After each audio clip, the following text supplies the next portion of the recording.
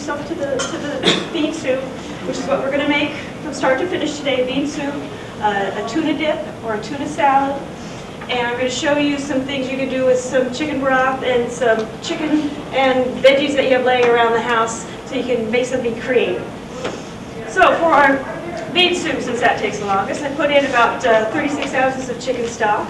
You could use a vegetable stock if you want to omit all meat. I wouldn't use a beef stock for this. Cumin and coriander, which offer the south of the border element. And for the Italian element, oregano and basil. So we put those in there. I'm going to add some black pepper. And we'll let that simmer and get going. And we're going to saute our veggies. And I have a pan. So here it is. I want to heat that up first. I was burning it before. So you want to have a preheated pan before you even add your oil. So I've got some extra virgin olive oil. And I have my onions. And our red bell pepper. Just don't eat the seeds and don't eat the rinds, the little partitions. And of course we have to add some garlic. So we'll get those sauteed. Meanwhile, back to our chicken stock, garbanzo beans. We'll add those and kidney beans. Now I'm adding my favorite squash is zucchini. What it offers to a recipe is texture, because it doesn't have much of a taste, but what it's great at is they're like little sponges, and they'll just suck up the liquid, and then so it tastes like whatever the soup is. So, I highly recommend Italian squash. So, yeah, smell that garlic.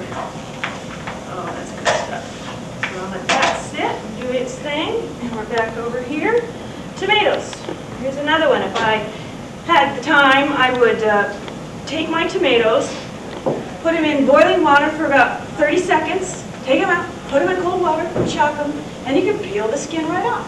And you cut them in half, squeeze them, it gets out the seeds, and then you cut out the rind. These are canned.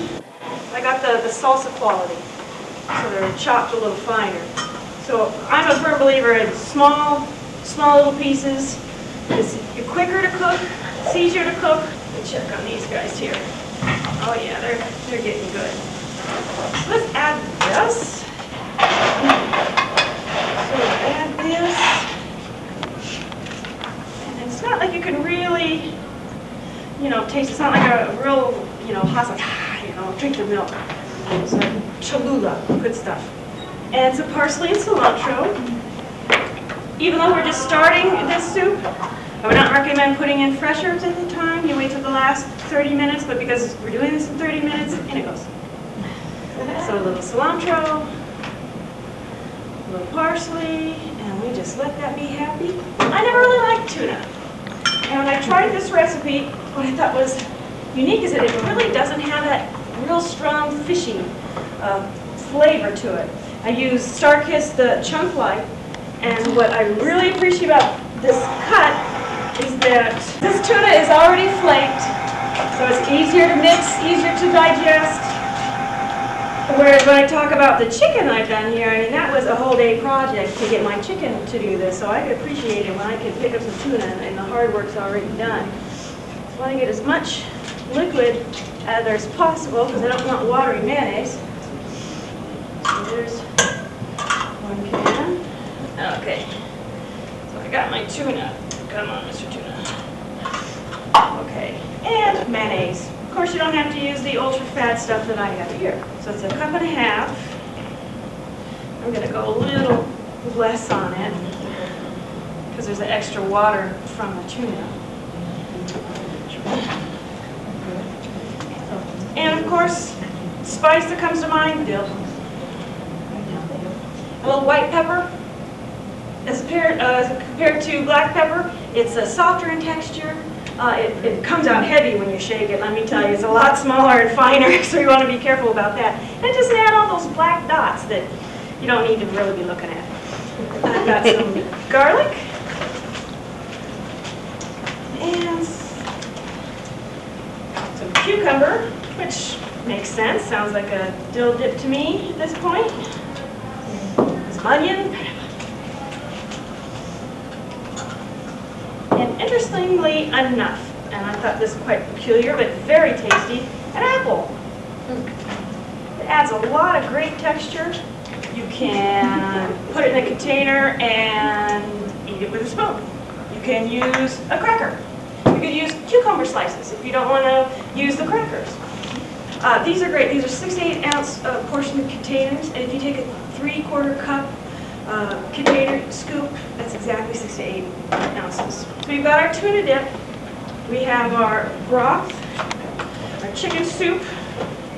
So I've got this soup. Now my other favorite protein, eggs. So we're going to do an egg drop soup, a simple egg drop soup. An egg at room temperature, please. Otherwise, you're spending your time getting your egg to room temperature before it can do what it needs to do in the cooking process. So I'll just scramble one egg in the pot. This is my favorite part. It's so pretty when you actually do this. You add a hot broth or any hot liquid to an egg. It's just like it blooms. And 2 scoops of broth. Add some green onion. Oh, green onion and everything. And so the eggs are already starting to coagulate. Oh, it just looks so good. And let's add a little oriental flavor. Do a little teriyaki. Love teriyaki. Throw in some soy.